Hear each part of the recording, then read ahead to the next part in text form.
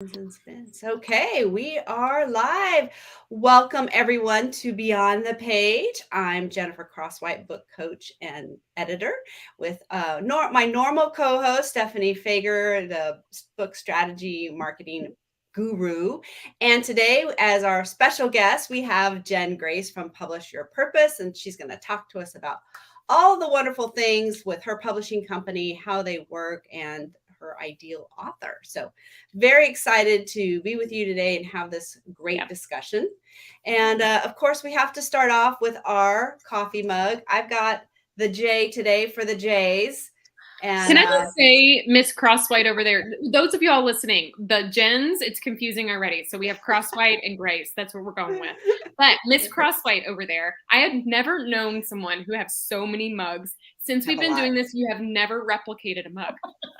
Yeah, that's true. It's crazy, which is awesome, but crazy. That one kind of looks Christmassy. Let me see it again. I think it's like, I think we got them at Target one year. We got everybody's mugs with their own little initial on them.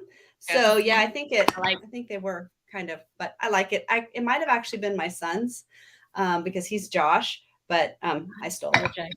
Wait, does your daughter have a J name? Are you one of those? No. But my brothers do. Jennifer, Jeremy, and Jason. Oh my God. So your parents did it before it was cool. Cause like it's now super cool now. So they were just, they did it on accident. So they named me and Jeremy, not really thinking about the J thing. They just liked the names. And then when my youngest brother was born, my mom was certain he was going to be a girl. So his name was supposed to be Heather Nicole. He was not a girl. And so then they waited 5 days to come up with a name. And my dad was like, well, let's just stick with the J theme and let's call him Jason. So that's fun. It wasn't really planned out. I love that. I have 3 kids, but 2 of them have the same first letters, but it's not my first and second. It's my second and third. It was not intentional. Eli, and then I have a Lindy and a Luke. So maybe if I'd have done it in retrospect, we'd have figured out something. But anyways, that aligns with what my mug is. Yes. Okay. What is it? Mama Bear. Mama Bear. Love it. And here's the key part. Hold on. Can you see? Oh, I know. It's the little touches in the mug that keeps me happy. Cute. Yes, I'm totally Mama Bear. It's a problem. I love it. All right. Jenn Grace. Yes. Let's see. All right.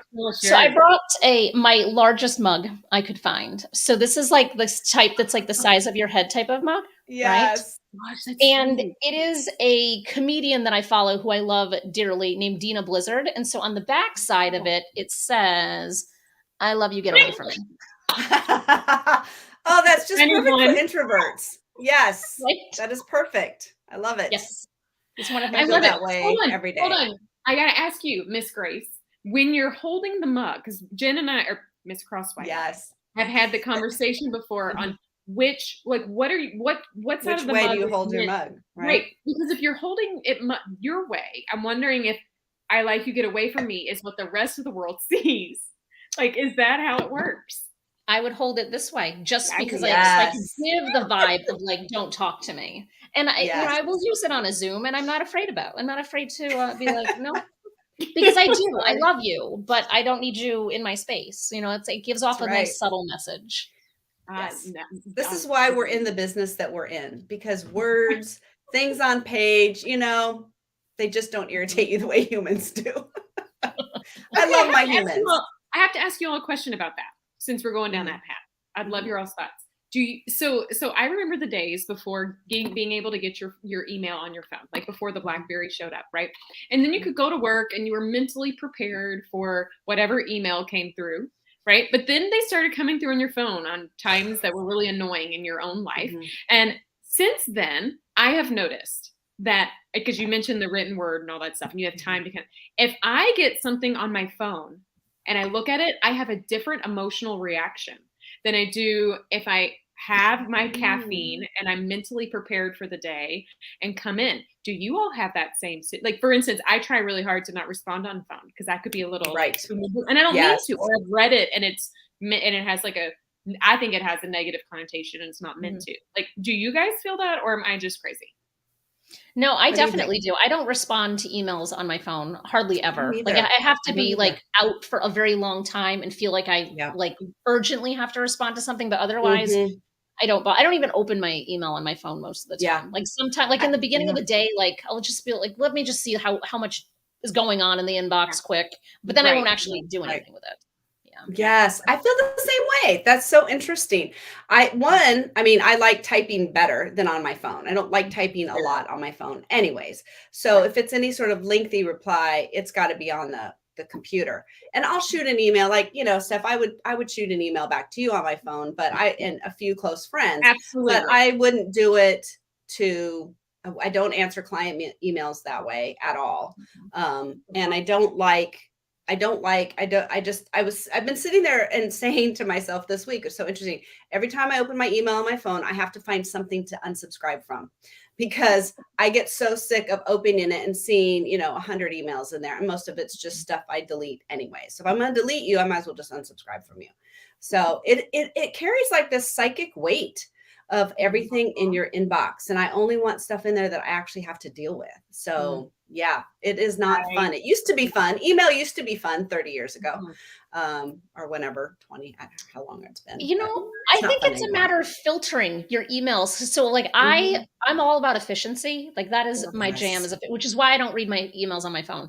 But I have filters that like if I have like our authors are in one folder, like everything just filters to its own folder. So when I'm in my inbox, it's only things that didn't go somewhere else. So it's something that I might need to address. It might be an introduction from somebody. It might be, someone I don't know. Whereas I can like be really efficient and just kind of crank through like, okay, now I'm going to spend the next 20 minutes just going through the emails from authors of ours that I owe responses to. And I'm able to like section out my time to be just more efficient that way. So I think that kind of helps with the overwhelm. Yeah, I should do a better job. I have set up filters and I never look at anything in the filter folders. So if I filtered you, I will never look at your email again. Right? If it's not in my inbox, I don't see it. Hey, terrible. I have to tell you all something. I was spending some time this morning working on helping an author get their LinkedIn kind of up and nice and ship-shaped and looks great. And Jen, I was just checking to make sure that we're live, which I know we are, but I didn't get a notification about it. So I was just looking and I went to your profile and I don't know if people know this, but this is why you should totally take advantage, authors out there, marketing tip, and I promise we'll talk about publishing here in like a second, but marketing tip out there. You should obviously be turning creator mode on in LinkedIn. If you're not, it's really important. And it unlocks things. Jen, I did not know this, but I'm sharing this right now. Okay. When you are doing a live, your cover photo, it's not showing right now, shows up with your live in live. Oh, look at that. That's nifty. I did not, this is a new thing. So it is like not only something that's posted, but it shows up in your little cover block. Nice. So it is another promotional tool for authors out there. If you're not using live, consider it. And it's fun. We have fun. It is fun. Wednesdays are fun. Yeah. They are. I know. Okay. Well, let's get to the actual subject of today, which was not email. We asked Jenn Grace to come because we had talked a few weeks ago about the publishing options, right? There's a lot of different publishing options, anything from traditional publishing to self-publishing to hybrid publishing. And the hybrid publishing space can look really different depending on every publisher. What did they do? How did they do it? What is their purpose? All of that kind of thing. So we thought, hey, Jenn Grace would be a perfect person to come in and talk about how her company, Publisher Purpose, how they work, and what kind of authors are they looking for. So Jenn, take it away. Well, that's kind of a broad umbrella. It is. You feel free to go anywhere you would like. Jeez. Well, I'll start with where I feel like our commonality lies in just kind of talking with you both independently and knowing that there's some kind of collaboration brewing. I have no idea what it is. Going back to the Colby assessment we were talking about before, Jen, of like the quick start. Like, I don't know what it is, but like something has to happen. And so we're just going to throw it into the universe and see where it goes. But what I think the commonality among the three of us is that, and these are my words, I'm not putting words into either of your mouths, but the publishing industry is so predatory. It just preys on people who don't know what they're doing. And it preys on people, especially first-time authors. And I feel like if nothing else, in the way that we all kind of support authors, we have that kind of front and center in mind of knowing that there's so many bad players out here that we have to operate with the utmost integrity and ethics at all times. And it just comes naturally to, I think, all three of us, because I feel like if you have integrity, you shouldn't have to like try to have integrity. You know what I mean? Like that shouldn't be a skill you're trying to build. Like that you should defeats the purpose. That defeats the purpose. Right. Exactly.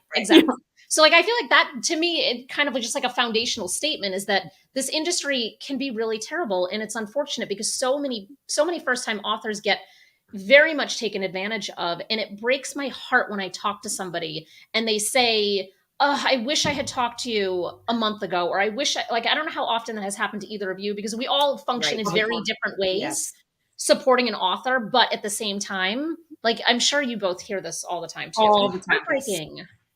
It really is. Yeah. It's very sad. Imagine. No, I was going to say, and that's part of why we want to have this discussion, and part of why, Stephanie and I are doing this weekly LinkedIn Live is to help people, educate them on the process, educate them on all of the steps and all of those pieces, because it is heartbreaking to have someone come to you and say, I just spent all of this money and there's like nothing to show for it, or it's a very poor quality product. And we're like, if you just talked to me first, I could have helped you, and it's really, really sad. But people don't know what they don't know because they're not in the industry and they have no idea. And so that's the part that's really heartbreaking and frustrating. Well, and layer on to that too, I didn't know what I didn't know. You all probably, I know Miss Grace over there, when we chatted recently, you were like, yeah, my first book or two, like I had to go back and fix the more that I learned, right? So anybody listening right now, don't like be beating yourself up if you're like, man, I should have found these three amazing women before. Like we should have found us before too, but we didn't know, but we learned, and and maybe it is the quick start or the way our brains work or the fact that integrity is a part of our DNA or whatever, right? But it started to bubble up in all three of us of how we can really help people and do it in a way that helps people empower other people. Like, how do you do that? Because that's why people are choosing the written word as a tool to spread a message. So don't get hung up on the fact that you don't know and that's overwhelming. But find the people who do and ask questions. Jen, Miss Grace over there, I'm curious. As a publisher, I think some people, I'd be curious on your thoughts. Do some people come to you and don't ask questions and just take what you bring to the table as face value? Or do you, I know your answer, it will be yes, to encourage question asking. But do you find that some people just don't even know the right questions to ask? That is exactly it. And it's almost like we planned what I'm going to say, even though we didn't, is that I actually have a blueprint that's called the 9 questions you should ask your prospective publisher. Like I have a blueprint that directly addresses this, because there's way more than 9, but these are like the big pillar questions to be asking. And it's more so to just kind of inform and educate, because a lot of times, for whatever reason, our publishing house might not be the right fit. But just because we're not the right fit does not mean that I don't want what's in that person's best interest. So I say, here's the blueprint, go have a conversation with somebody else, but make sure you're asking these really important questions to avoid yourself from being taken advantage of.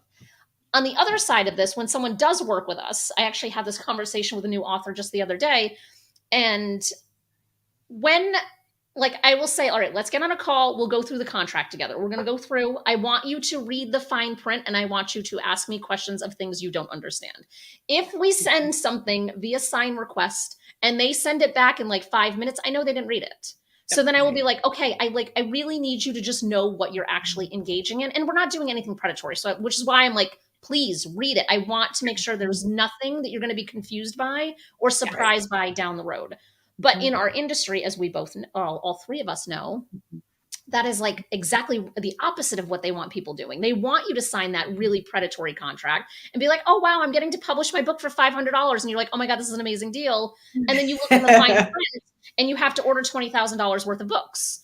And that great deal just turned into a huge investment and a ton of inventory and a waste of the environment, because all those books are going to sit and go nowhere. And you know how much space that many books takes up? A lot. It's a lot of space in your garage. It's right? like a pallet. It's like an entire It pallet worth of books, and people Yeah. don't have space for that. And then, our company is a B Corp. And so what that means is that we are committed to the environment and sustainability. And so for us to have anything even remotely like that would be in such opposition to kind of how we operate in general. Because having a pallet of books that aren't going to sell in someone's garage, and it doesn't create the impact that I think all three of us also have that commonality, is that we're doing this work because we want people to be impacted by the work of the authors that we serve. Yeah. And our industry now, this is an interesting topic. You mentioned it. I'm going to go down there. Some publishers would require you to buy inventory. That's actually part of how they make their money, right? Like, it's just reality. Others leverage print on demand platforms, and there isn't any inventory required. Jen, do you have an opinion on those? I think for most people, and I'll hop in and then the other Jen can take over. I realize I didn't. Any Jen. Unless you're a speaker or you're someplace where you are selling books, like you go to speak and you sell books in the back of the room. Some people like the homeschooling market, if you're writing something for there where there's big conferences and you're going and you're selling your book there, and you can make some money having a larger print run, because print on demand, the per unit price is not the best bargain price. Like with anything, the more you do, you get volume discount. So, but in most authors are not in those situations. So in their case, having 500 books is not going to be in their best interest. For most people, print on demand is going to be the way to go.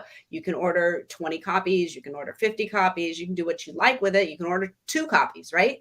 So for most people, the print on demand is going to be great because it's going to match the demand with the printing process versus the 20,000 books sitting in your garage. So a few people, can benefit from a print run, but most authors will not. But Jen, I'd love your take on that too. I'm in complete agreement with you. And that's like one of the things that I feel like makes us a little bit different from on a publishing landscape, because we don't require a single order. Like, our authors could never order a single book through us, and that's not our business model. So it does not matter. Exactly. Obviously we want them to be, because that means that they're out there doing good work and they're promoting it and they're at conferences and they're speaking and all that great stuff. But at the end of the day, the amount of waste that comes from those large print runs is astronomically high. And again, that's in complete opposition to just my personal values and of course the values of the company, because we're just wasting and destroying, so many trees unnecessarily. And the other quick thing about this that I also think is an important thing, we all know typos. I was going to say the same thing. Right. The typos slip in. And so what we advise our authors is order whatever books you need for the immediate release. Give them to friends, give them to family, because when inevitably somebody comes to you and says, I don't want to be the bearer of the bad news, but there's an extra period on page 83. I don't want that typo in there any more than they do. And so I would rather you just say, hey, it's been a month. We found a typo. We fix it. Then you can go order however many books you please, because no one wants to sell a book that has a typo in it. It just makes us feel like an imposter, right? Where you're because I've had that happen with my own books. I've written 6 of them. I know how this rolls, where I'm I don't even want to give this away because I know there's a typo on page 22. Right. I think it's like karma. If you decide, the more books you buy in bulk, the more likely you're going to have more typos. I guess I think that's some kind of law of the universe. Yes, or the website, in the back will have crashed and not be the appropriate website or something crazy like that, and you're sending all these people to the wrong place. It happens. It happens in traditional publishing. It happens in hybrid publishing. It happens in self-publishing. It really does have to do with the brain. The brain wants to see what's supposed to be there, not what is there.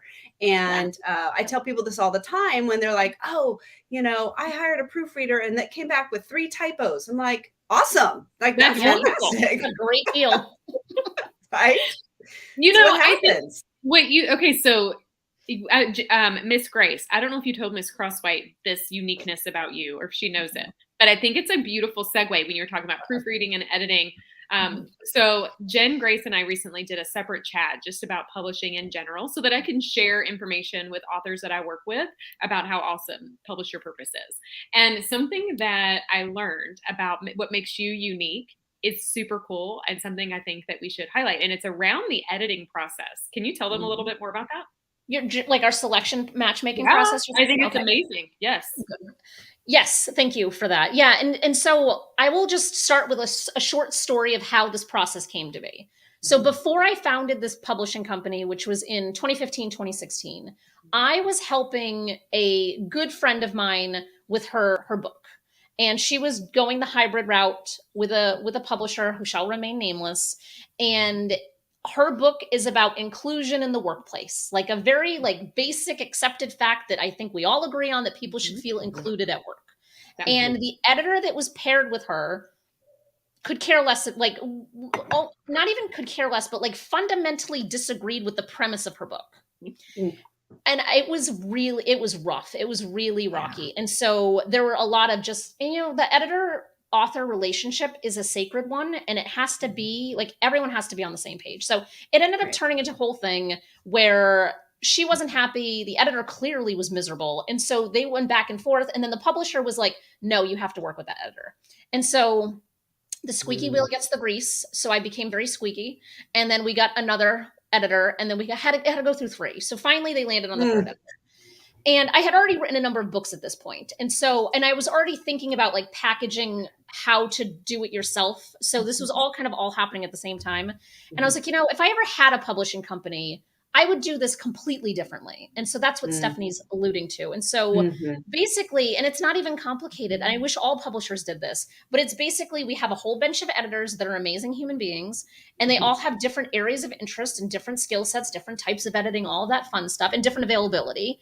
And when we have a new manuscript come in, before I even, present a proposal to whomever it is, I have our editors look at it and say, how long is it going to take you? What's it going to cost? What type of editing does it need? And the last piece is, why should you edit this manuscript?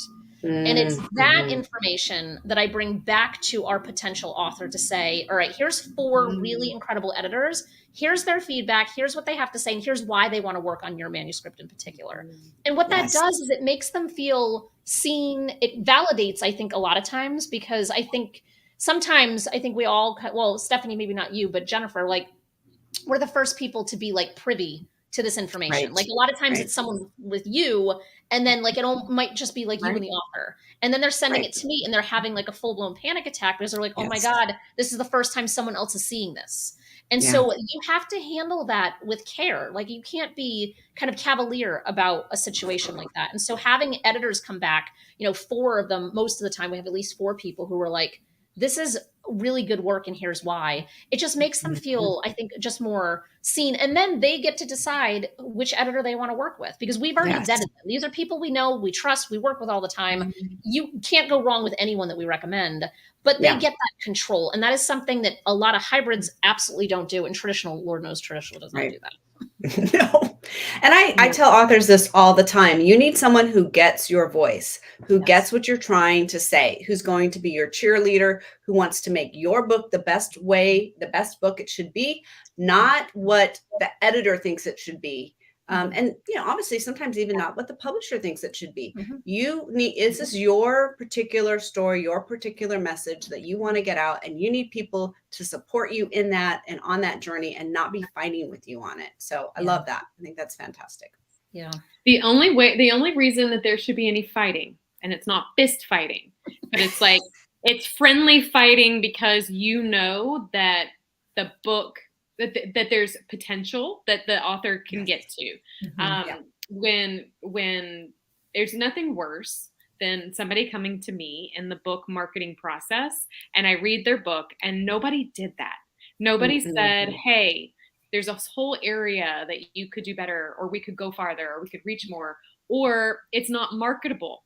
And that is really important to me. I want to make sure that if it's important to the author, right? Because every author has different goals. But if they want their book to be marketable and sellable and viable and interesting and all of that stuff, sometimes, you do have to have a beautiful, honest, comfortable relationship with an editor who can share sometimes hard stuff, but through the lens of helping you. And I think that happens. When there's that trust, when you already trust your editor and know they have your best interest, then you're going to be so much more likely to have that conversation, have those go well. So Absolutely. And I think a lot of times people have such bad visions of what an editor does because they see what might be some kind of like trope in, you know, some kind of show where it's like just like redlining, and they feel like, and we all also know that there are editors who kind of operate like this, where like they feel like their value comes from how much they can redline a manuscript. Like that does exist. Fortunately, we've weeded those folks out, but you know, it does happen. And I think, Stephanie, your point of like really making them dig deeper, right? Like that's the beauty of having an intimate relationship with your editor, with your project manager, with the publisher, with your marketing support system, with the ghostwriter. Like there needs to be a level of intimacy there. And I think that we often put that word in like only in like romantic content, content or context, but really there's like, I really think that's it, because that it allows us to kind of be more vulnerable and open up more, which makes it so much better of a read for the potential reader. Right. Absolutely. Absolutely. I love it. Well, tell us a little bit about, you've hinted a little bit about how your process works, but if an author is going to come to you, what kind of books are you looking for? And how does your process work for the authors? I'll do the abridged version. So we focus on nonfiction books and occasional memoirs. So we have a number of memoirs, but it's really nonfiction books. And it's really kind of a term that, you know, we got three good minds here. One of us can come up with a name for this, but the combination. I was giggling because I know the name that we're, you know, that we, is it the intake form that we've been talking about? No, not even, but we did come up with that one too. Yep. That's a whole other can of worms. The idea of a nonfiction book and a memoir being blended into one product. That is all of our books. They are a combination of intense storytelling meets the nonfiction how-to piece. And I've yet to come up with a name. And Stephanie, you're a brilliant marketer, so I'm going to throw this on you, because I've been thinking about this for years and I've not found like the right wording. And we can change the whole landscape of the industry if we can figure this out. Because like those are the books that we work on. It's this blend of both, where we know that our authors are speakers, they're consultants, they're coaches, they're thought leaders. They're all of these things where it's not just a book. They're using their book in their business. Yes. They're building a platform with it. They have huge, in many ways, like big visions of what they're going to do and how they're going to impact people. But in order to do that, their story has to be there. Their story has to be present. Because I think, you know, if we think about the last book that you picked up and didn't finish, chances are it's because the author's voice was missing. Right? Like that's, and then it makes it very hard to market. And so that's where I think our superpowers kind of come in, because I tell everybody that I play 3 roles at all times: strategist, therapist, and cheerleader. So there's always going to be strategy, right? But there's also the therapist who's like, okay, I'm sorry I put you on the ledge. Let me take you off, or put you on the ledge. Like it kind of depends. I took somebody off yesterday that I had put on the previous week. My bad, right? Like I didn't mean to.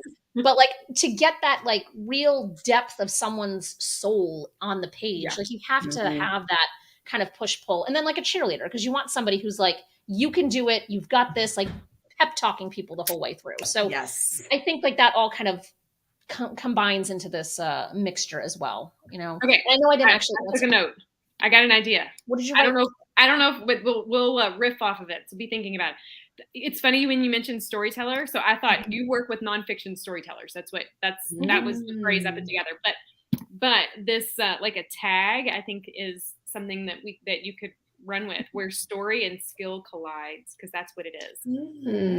Think about it, because nonfiction is all about learning something that makes you like a better human, or you can take action on. So that's the skill, but story is what connects people. Where story and skill collide.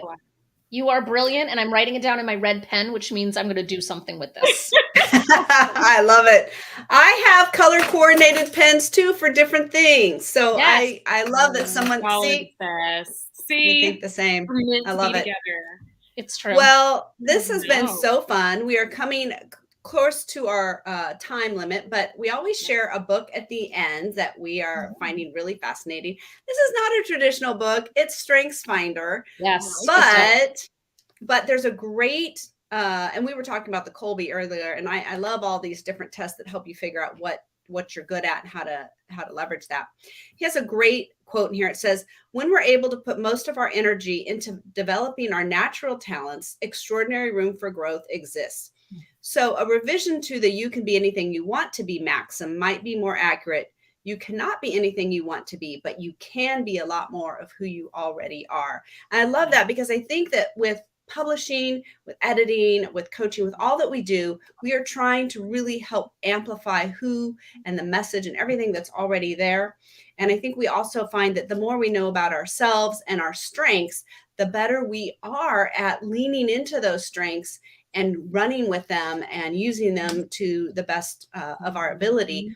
And our the mastermind that Stephanie and I are in, we use the Colby A, and that's been really fascinating to have this common language. But a lot of us also use StrengthsFinder, and that has also been really fascinating to figure out why we do what we do, and why we do things certain way, why we hate certain things. And so having that insight is really, really powerful. And having insight to yourself, when you write a book, you get a lot of insight into yourself. So I feel like it goes really hand in hand with all that. So I'm so glad. With that, Jen, just real quick, I think that that's relevant in when you pick your publishing partner too, because every publisher has different strengths. And that's something that, if you pick the right publisher, it will be like a lifelong relationship that can go beautifully. And, so don't just jump right in, and unless it's Jen, Miss Grace, we love her. So you can jump right in over there. Please do. Yes, please do. But be methodical and find the strengths of each person, right? Like, so Jen just shared that fiction is not her jam. So if you're a fiction author, don't go to the nonfiction storytelling team that stories and skill collect. Go to Jenn Crosswhite. She's happy to help you, right? So focus on, that kind of zone of genius. Speaking about books, Jenn Crosswhite, next month we are diving into, I can't believe next month is June. I don't want to admit it, but it's real. It's crazy. We're diving in. I know we're making a shift, not a shift. We're an opportunity. We're being a little more methodical. Next month, our topics for our LinkedIn Lives are very focused on the elements of a book to make sure that you are really taking advantage of that. So just so you know, we'll be talking about that and kicking that month's topic off next Wednesday. With specifically how to choose a title and a subtitle next week. So those are very, very key things. You can never be too early thinking about those, and why they're important. And so I'm super excited to have that conversation. I just had it the other day with a client and publisher, and that was really fun. And that's one thing as an author, you may or may not understand how that whole process works. So we'll talk about that next week. And I just want to remind all of you, thank you, Jenn Grace, for being here from Publisher Purpose. You can connect with all of us through LinkedIn. Of course, we're all on LinkedIn. Easy way to find us. And authors, your words have power, your book has power, and so does your message. And so we are inviting you to take that message to the page and beyond. Thanks so much. We'll see you guys next week. Bye-bye. Bye. Bye.